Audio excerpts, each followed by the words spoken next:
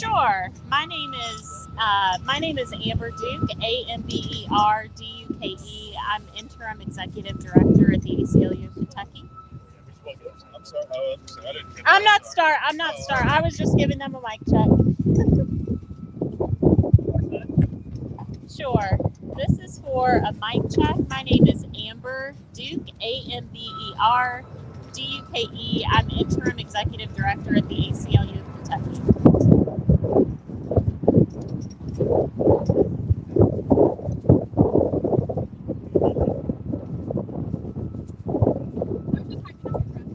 I know, I'm like this. I'm like, I don't want to flash everyone.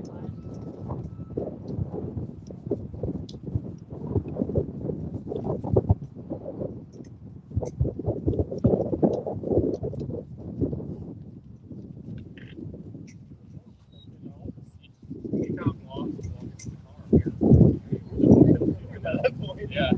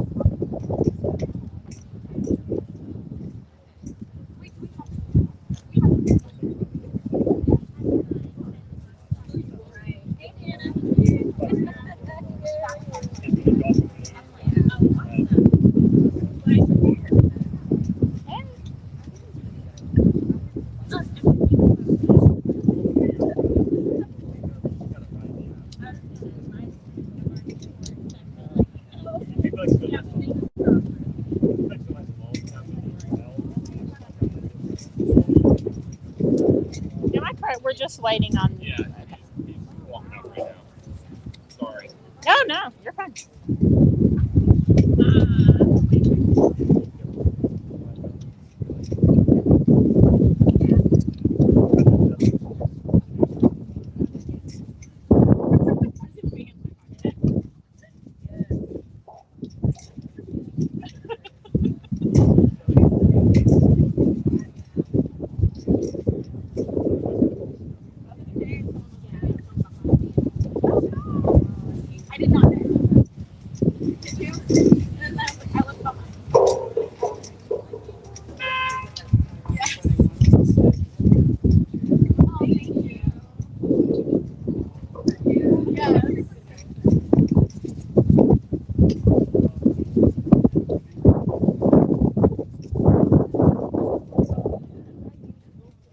This was definitely a ponytail day.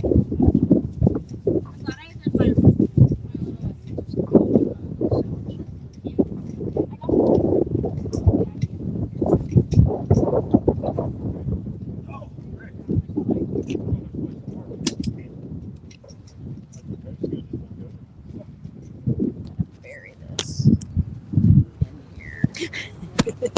in here. How are you doing? Good. How are you doing? You look beautiful. Oh, thank you.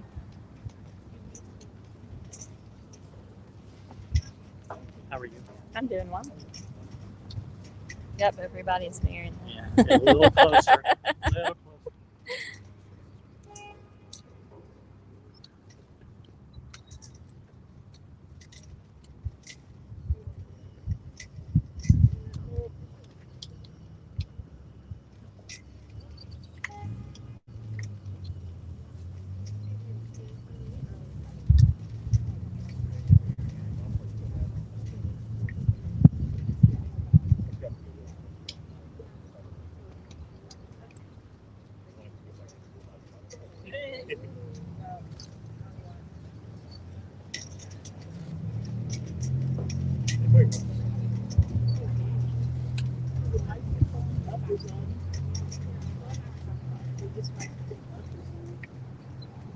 Yeah, I think it's a little.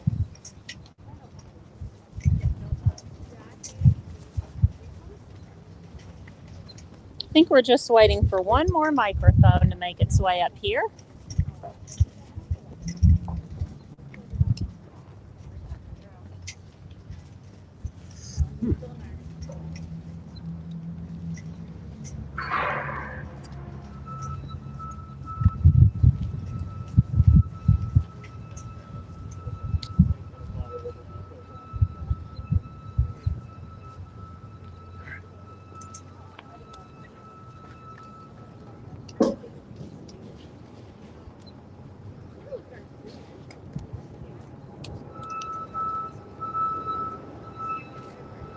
It's gonna be everywhere.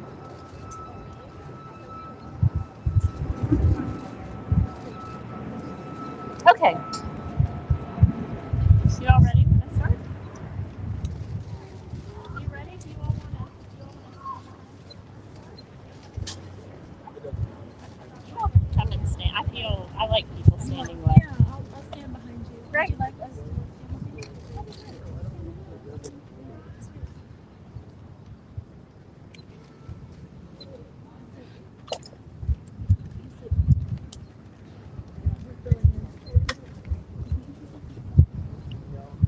Okay, we're gonna go ahead and get started. You all can let me know the wind's okay. Try to keep my hair out of my face. Again, my name is Amber Duke, Amber. Last name is Duke. I'm interim executive director at the ACLU of Kentucky, and today I'm speaking on behalf of community stakeholders to end deaths at LMDC. We are a coalition of 20 plus organizations and individuals that came together in early December. And we held a press conference at that time when three people died in 1 week at Louisville Department of Metro Corrections. We said at that time that 3 deaths was unacceptable. We said at that time that 3 deaths was a historic crisis, and that unless there was dramatic intervention from city leaders across Metro government, that there would be more deaths. We stand here on March 30th, just a few months later, and we now have 8 people who have lost their lives in this facility. It was unacceptable when it was 3, when it was 4, 5, 6, 7, and now we've lost 8 of our neighbors and community members. It remains unacceptable. The community stakeholders have held press conferences, we've held vigils, we've had meetings, we've testified in hearings, we've written letters, and we still have people who are dying. It's not enough. Until folks take this seriously, the mayor's office, our judicial partners, people will and have continued to die. Each of the community members that we have lost, we have learned about another aspect of total system failure at Louisville Metro Department of Corrections. We know that a number of folks who have died have reportedly died by suicide. We've been saying for weeks and months that we have to have a thorough review of WellPath Medical, who is the vendor who is supposedly providing medical services in the facility. There's a mental health screening that folks go through when they enter Metro Corrections, and there are a number of people who have died by suicide after passing that screening. That's a very clear indication that there is something wrong with their screening protocol. The community stakeholders have received intake from a number of folks who have family members that are housed in Metro Corrections, saying that they are not receiving medications that they should be receiving, and they don't have access to the treatment that they are supposed to have access to.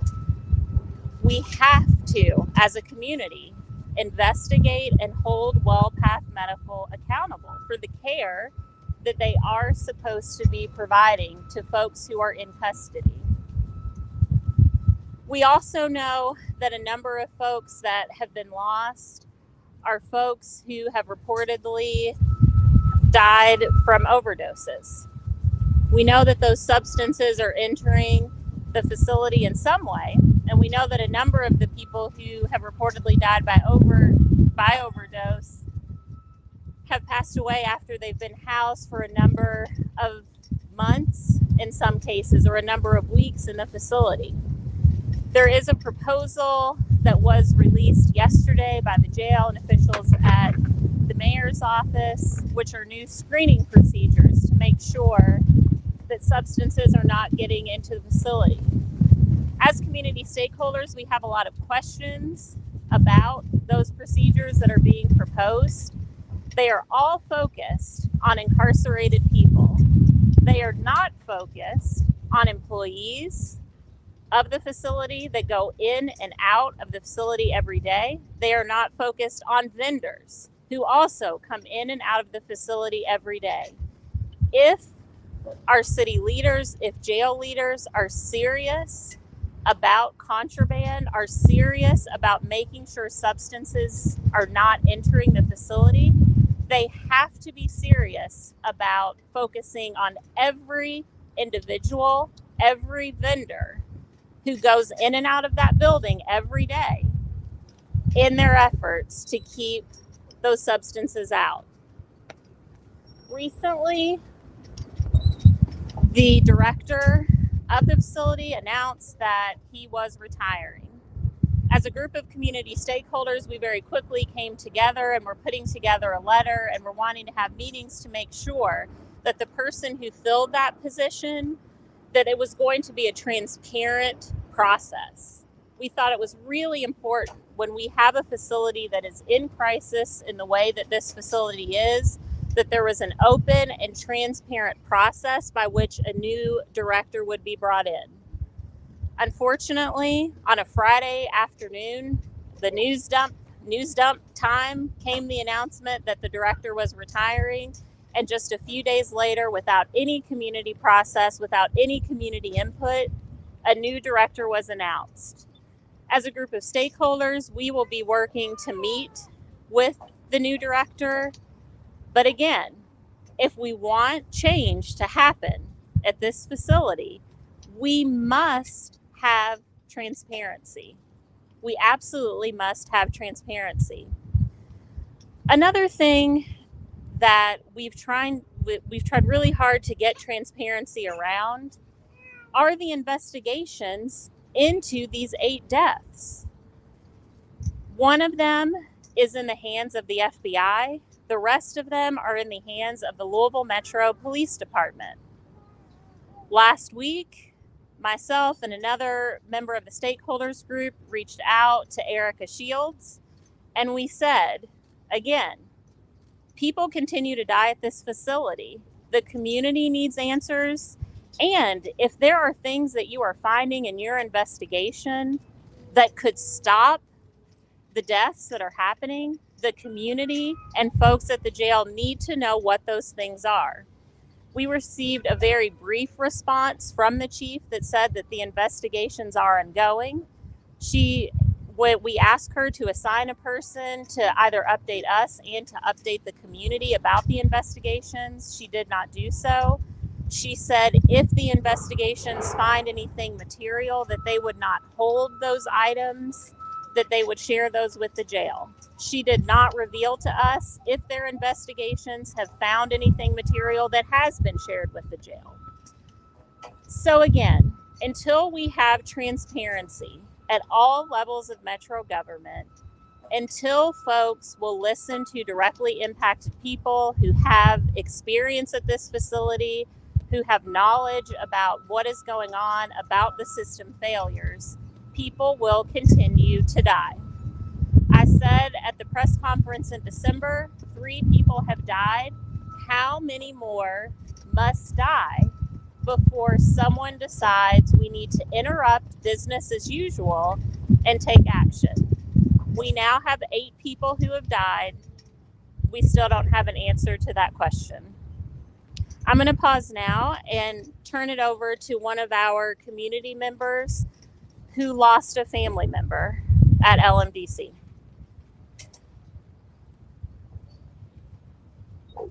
Excuse me. But yeah, my mom's passed away in LMDC. I don't want to speak about the case or anything, but Say her name. her name's Stephanie Dunbar, and you know, I don't know. I don't really know what their procedures is or whatever's going on in the metro, but it's bad in there. I've been in there myself through protesting and everything else, so it's I wouldn't know what their procedure is on what's going on, but I do know that they said that it was their fault, and it has been their fault for all of the deaths that's going on in there because they understaffed. But that's not anybody who passed away. That's not their fault that they passed away because y'all was understaffed. That's y'all's fault because y'all was understaffed. And I mean, I don't really got too much to say on it besides that it's their fault. It's LMDC's fault why these folks is passing away in there. If you got any questions, you can ask. Will you tell us your name and spell it out for us? I just go by Cito, but my name's Kane, and it's spelled Cane, but I'm known as Cito. It's spelled Cedo. And then what's your last name? Witherspoon, but Weitherspon. Thank you for sharing with us. You're welcome. Can you tell us when you found out that your mom had died in custody, what was how did you process that? I was shocked. I didn't really know what was going on for real. Yeah.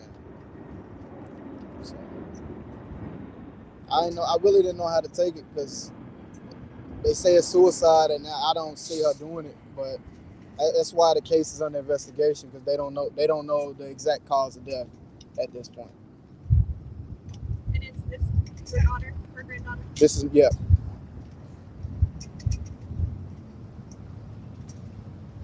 I'll ask you. I know you're not happy with the process of selecting a new jail director, but do you think a new director can make that big of a difference? Can one person make that big of a difference to solve all these issues that you're talking about? Thank you, Ken. I think that a director is the question is, will a new director at the jail be able to solve all of the problems? I think a new jail director is a key piece to solving the problems. But again, as folks have passed away, we have learned about problems across the system. So, WellPath Medical is an issue. Could this director have some sort of impact on making sure that that contract is being staffed properly, that all elements? Yes, I think so. We've had a lot of work that we've been doing with judges, and also because we know that a lot of folks are coming into the facility, have bench warrants or failure to appear warrants or really old warrants that they're getting picked up on. So I think part of the issue, he mentioned the staffing issues that are going on.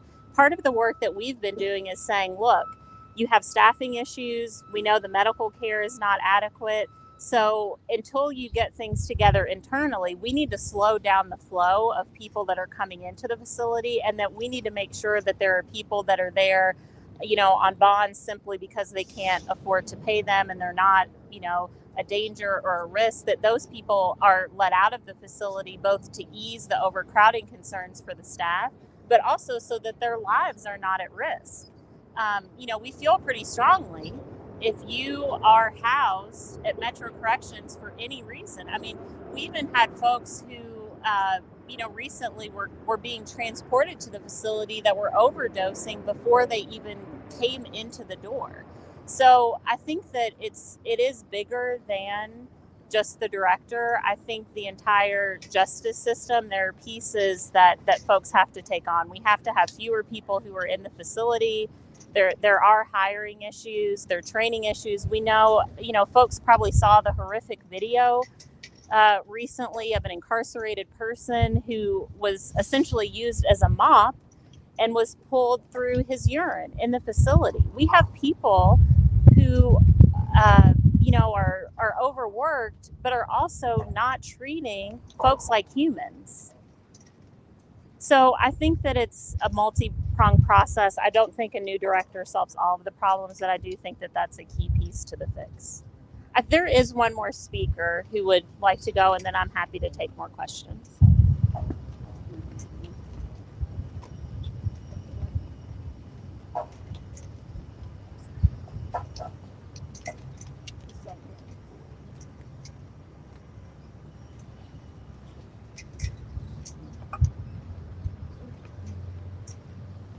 Hi, my name is Carol Miracle, and today I represent the Buddhist Justice Collective. We came together as a result of the 2020 uprisings, a group of people who not only Buddhists but interested people in the community. Today is our 16th vigil, coming together for the purpose of public safety and racial equity. We know that Black people, Indigenous people, and people of color suffer on account of white supremacy, economic exploitation, and violence. Such systemic factors are impermanent, and we can transform them.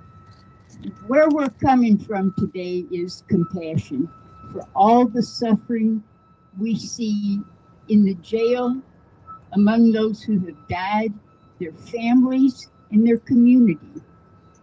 This is our main point. We take collective responsibility for these untimely deaths. They did not have to happen. They happened because these people were detained without life-sustaining care, ostensibly for the sake of our public safety, if you can believe that.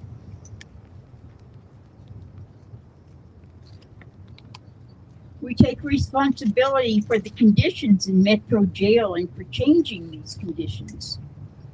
We take responsibility for a system of public safety that rarely delivers justice or safety, but inflicts many sufferings for the sake of punishment and fear, with consequences that ripple for generations. Right now in that jail, people, our dear family members, our friends, people who are members of our community are suffering from overcrowding. They sleep on floors. They suffer from cold temperatures and inadequate blankets. These human beings are suffering from the lack of basic care and treatment, inadequate health care, including non-delivery of their medications. These persons are suffering because they can't make bail. Our community members and family members in Metro Jail are important, worthy of care, and precious. This is our starting point. Thank you for being here today.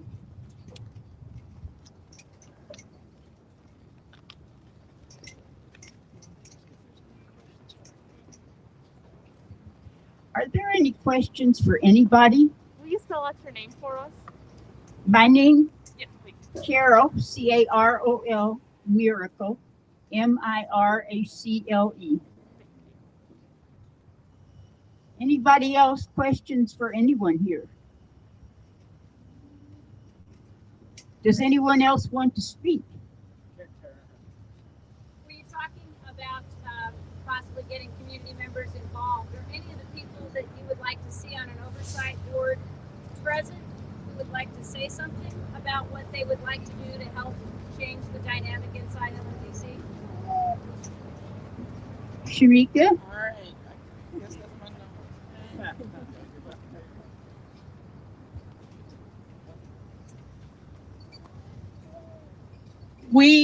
We want more transparency. We want more insight. Everything that Amber talked about is what we've been asking for, not just with the recent deaths. One death is too many. And I know that before the jail said they averaged 3 deaths. I think that we can't get to the bottom of dealing with this, understanding the WellPath role. WellPath provides a lot of services inside the jail. We can't do that with the jail numbers as high as they are. But we need to be clear.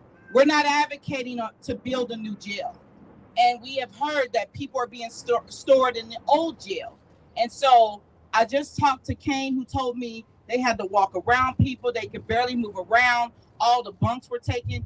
Kane was actually incarcerated when his mother, Stephanie Dunbar, was allegedly committed suicide. And Kane and his family do not believe that that's the case. If we need to fully analyze and do a full assessment of that jail, we need to get out as many people as possible. We're working on this from all ends. We are working with judges and with prosecutors and with defense attorneys to get a lot of people out. But we need those judges to be bold in their decision making, and we have protocol. If somebody is there, especially on something that is considered to be nonviolent, there's options. I don't like home incarceration personally, but I know that that's an option for people. We can have people get out on home incarceration while they await their court dates. The judges are looking into getting rid of bench warrants that are older than 5 years. A lot of people come into this jail due to traffic stops and old bench warrants. So we have to fight this from every angle. We want people, community people, to be a part of the oversight process. We have more than 10, 20 organizations that are a part of this coalition. Any of us will be happy to be a part of that. You all know I can't sign up for one more thing right now, but I can make suggestions for people to be on that. Like Amber said, we was hoping the decision for the jail director would be public, and we would have a weigh-in on that. But since we don't, we are doing everything that we can. This is just one part of that. Also, we're working to get an amnesty period where people in Jefferson County can have their old bench warrants resolved and come in and not have the fear of being arrested. People are not getting jobs and housing, and that causes people to recidivate and come in and out of the jail. So we know that the jail cannot solve all of our societal issues. It cannot be a dumping ground for people that we don't know what to do with. And this is what happens when that happens. And we know that the jail is understaffed. We're not blaming all of the workers, but something is happening. Contraband is getting into that jail. So I heard that there is an effort of an ordinance that was passed to let them use search dogs and things like that. I want to make sure that everything is done in a humane way as possible. I don't want Black and marginalized people to be dealing with unneeded stress on top of the trauma of being incarcerated. We also know that we've learned that there's 15 entry and exit points for the jail, but they're not allowed to have releases here. Now, when the other jail was open, CCC, the community release, people can go out, go to work, and come back and turn themselves in. They don't have that option there. So we want to meet with the new jail director and say, hey, what are you doing to help empty the jails that you can? Judges have to make decisions, but if they are granted home incarceration with releases, they are able to come out and do what they need to do and answer to their charges. So we have options. We're just not employing all the options. We cannot do a full assessment on what is happening with these 8 jail deaths if we keep the people incarcerated that don't need to be in there. So we have a great deal of work to do together, and we all are committed to seeing this through. We don't want another jail death.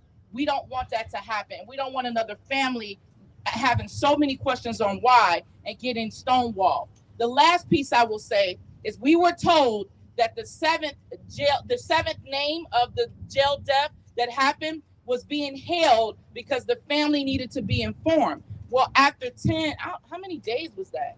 It was too many days. The family had already had a funeral by the time the community found out what that jail death name was. Now, your court information is public information. We definitely want to respect the family, but we have to stop stalling the community on transparency and information that we deserve. We cannot do our jobs if the administration keeps hiding things that we need to do our job. So yes, we have plenty of people who are willing to serve on an oversight committee who have been directly impacted, who have been incarcerated, who understand, and who are working to change the conditions in the jail. All right. Yeah. Woo! Anybody else? Hello, sorry. My concern is, we already have issues with LMP in the city. LMDC officers like to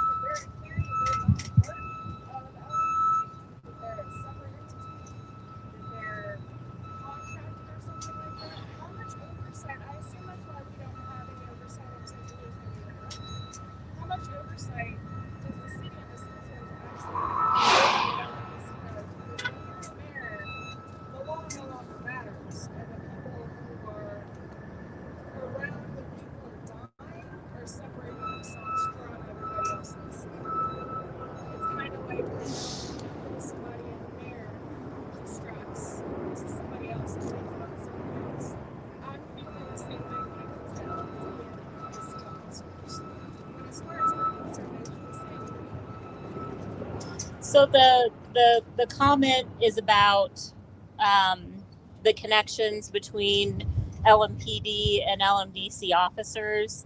And I think that you're right, what you're pointing out. I think as a group of community stakeholders, what we have seen from the beginning is a lot of finger pointing that's going on.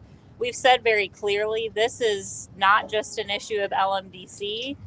This is not just the mayor's issue. This is not just the judges. This is not just LMPD. This is a community-wide issue. And that is why we have demanded that the judges, the mayor, that folks across all of these entities must come together. We have attempted and have been successful in at least one instance of getting these folks together on one call, because we found in the conversations that we would have as individual organizations, instantly, it's not me. We've held a hearing. It's not us. It's on the mayor. We've appropriated this for the mayor. That's on him. You need to talk to him. And what we have said, which aligns with what you're saying, is this is a community-wide problem. We cannot point fingers. Everyone has responsibility in this. And until people step up into leadership, folks are going to continue to die. Any other questions? I think folks from the collective are going to start the vigil if there are no other questions. Okay, thank you all so much. We're just going to stay live because they're going to actually do a meditative vigil. And the press, if you want to join in the vigil, you're certainly invited to do so. And I'm going to pull my microphone head off of the stand here.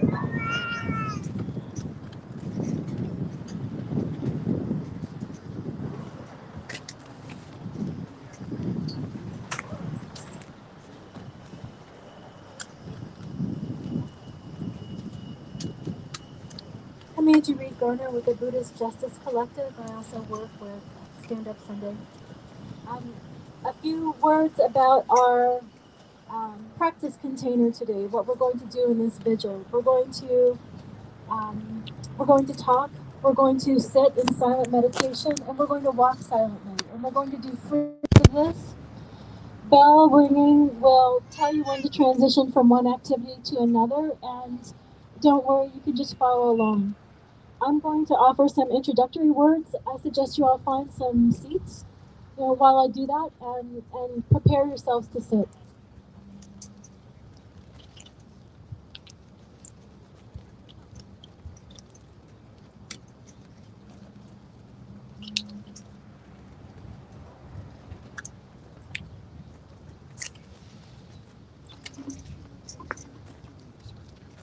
Please, if you see an empty chair and you'd like it, it's yours.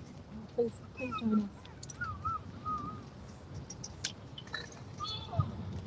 Since November, 8 people have died in custody at the Louisville Metro jail. We hold this vigil for them, for their families and community, for the many more people suffering and at risk of death right now in the Louisville Metro jail. This vigil is for the families and community suffering the impacts of deaths and detentions. We also hold this vigil to call for profound change in how we think about justice. Here are the names of the people who have died since last November: Kenneth Hall, Rakita Smith, Stephanie Dunbar, Gary Wetherill, Keith Smith, Leslie Starnes, Mullen Anderson Jr., and Barry Williams Sr. So here's the thing that people say outright all the time in the comments section of the news coverage of these deaths. They say, those people must have done something wrong to be in there, and we don't have to care about jail conditions, and we don't have to care about people like that. But it's not just the people in the comments section who feel this way. It's also most of our elected officials who want to be tough on crime, pro-law and order. The reports of human suffering and the deaths in the jail don't reach these people. The grief and the loss don't reach them. There is so much research about how our carceral system doesn't work and causes horrible intergenerational harms, but the data also doesn't seem to reach these people. The stories from people who survived detention and the stories from the families don't reach these people. So in our organizing, we amplify. We amplify stories from people directly harmed by this jail. These are the people who actually know what resources will help keep everyone safe. Meanwhile, these same impacted people are afraid of retaliation against themselves and their loved ones when they come forward with their stories and speak against the jail. Remember this. Here in Kentucky, the way we keep building new jails and prisons, I get the sense that we love punishment and retribution, served with a thin side of rehabilitation. We don't want to support people to build better lives because someone who doesn't deserve any help might get some. We all deserve support. We all need help. This is justice.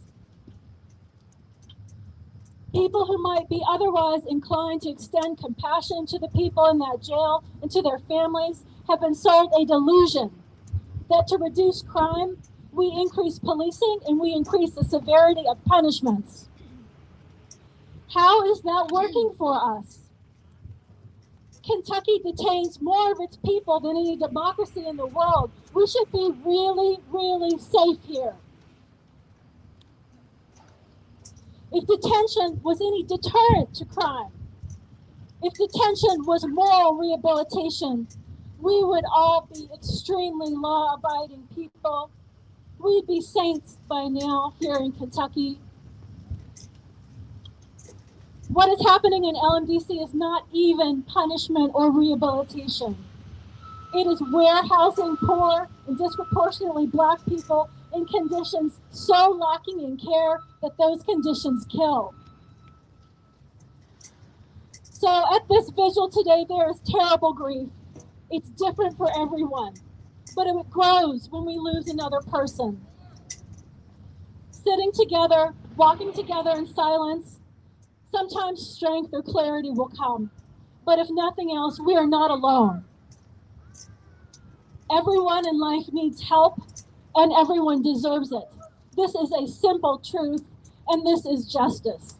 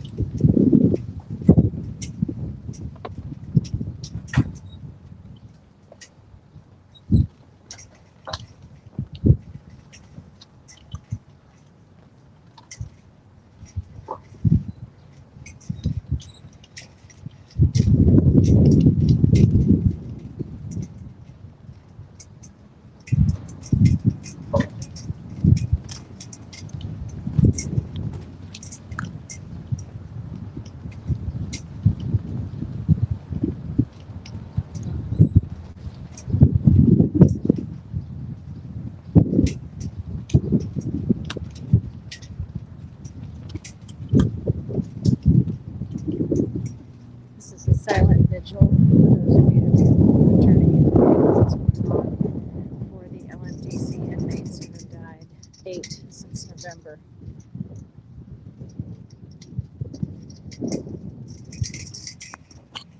It's very, very windy, but some beautiful statements were made. And now they are sitting in silent meditation. A lot of folks have joined. Chris Hartman and Carla Wallace have come in. Shamika Parrish Wright has joined. KA from Kentucky Alliance has joined.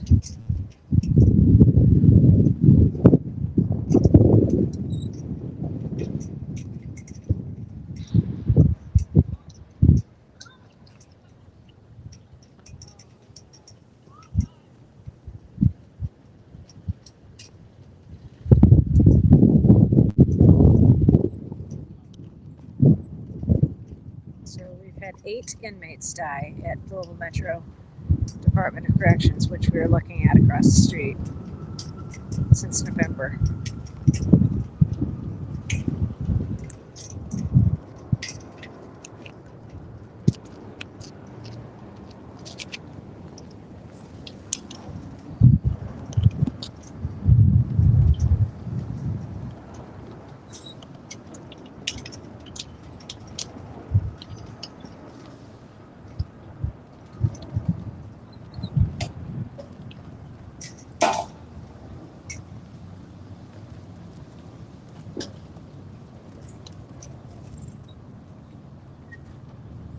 For those of you wondering, LMDC, aka the jail, is right across the street. And if you look in the windows up above, you see people watching the vigil. Undoubtedly officials.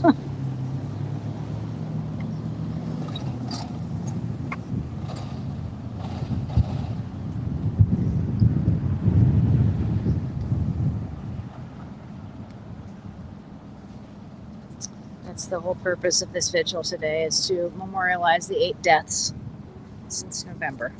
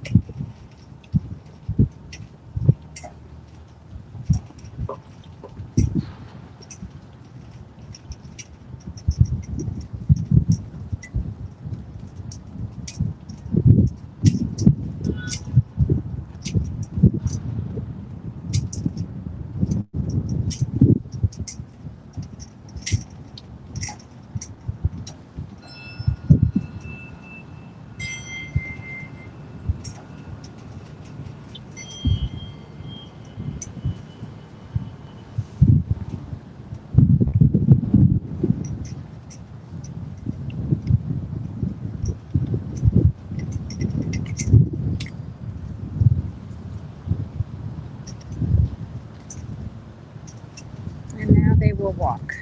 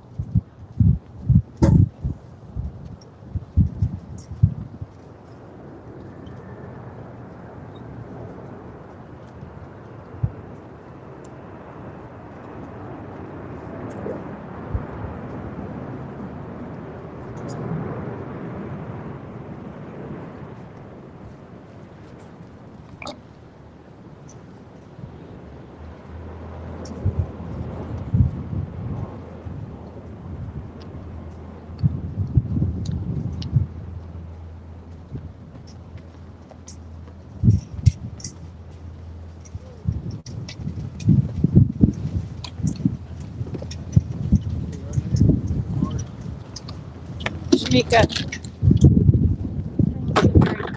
poignant moment for you. Oh, thank you. I saw you. Talk to us a little bit about what you've just experienced during this vigil. I was thinking that the last time we were here, was it the 6th jail death?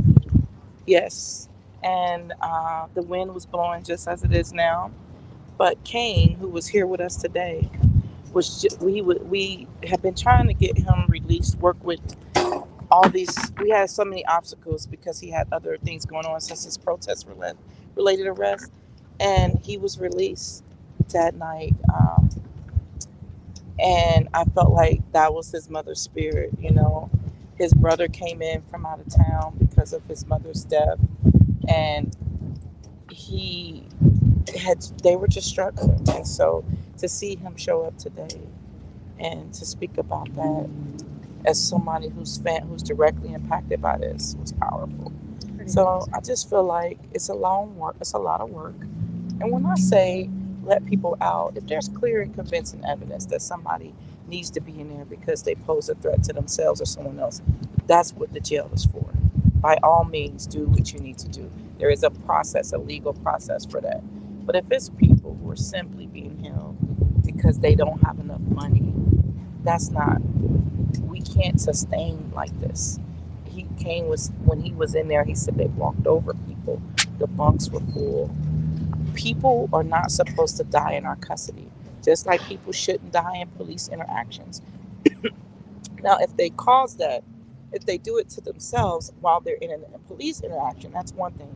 But when they're being held for the judicial process under our care, people have to understand no matter how you feel about what someone did, we have a metro government, we have laws, we have rules in place to deal with that.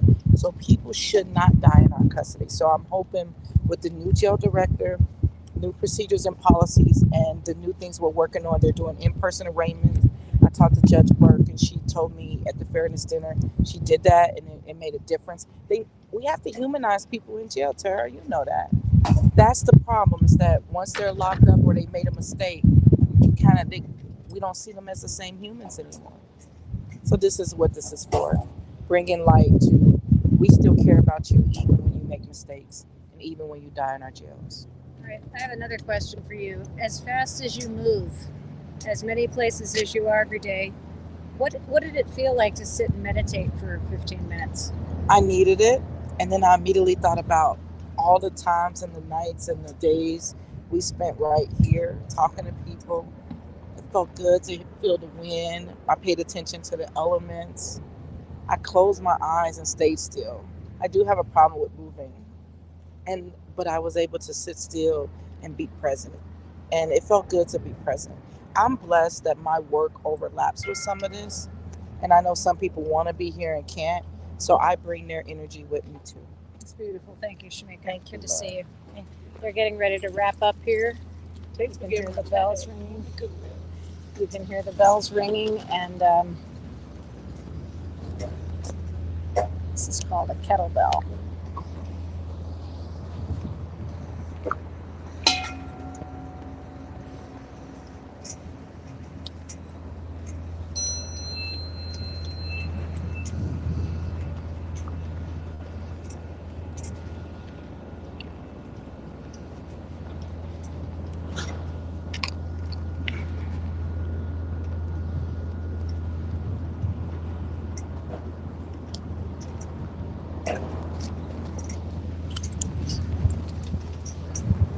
Hello again, my name is Kane. I just want to tell you I appreciate everybody that came out and supported my family.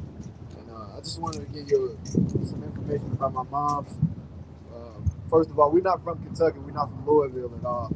We're from Chattanooga, Tennessee. So I kind of regret moving up here now because since moving up here, it's been nothing but problems. I mean, I don't blame it on Kentucky or nothing, but I know that jail right there is corrupt. So I don't, like I said, I don't really know what to say, but I just know that she didn't have to pass away in that jail. She didn't even have to be there when she was, whatever the situation was, she didn't have to be there. And, that's all I got to say.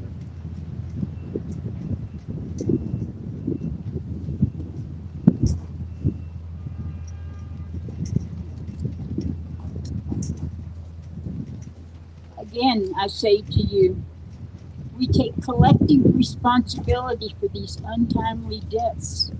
They did not have to happen. They happened because these people were detained without life-sustaining care, ostensibly for the sake of our public safety. Ha.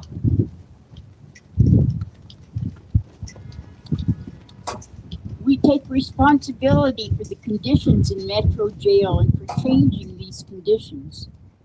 We take responsibility for a system of public safety that rarely delivers justice or safety, but inflicts many sufferings for the sake of punishment and fear, with consequences that ripple for generations. Our community members and family members in Metro Jail are important, worthy of care, and precious. This is our starting point. Thank you.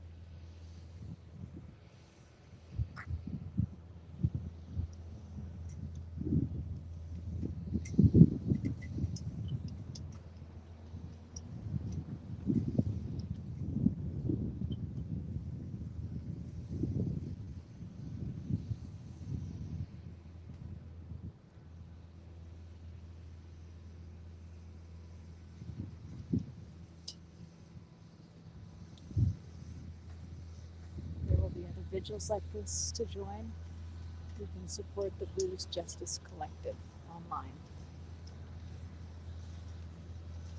Thanks all for joining us today.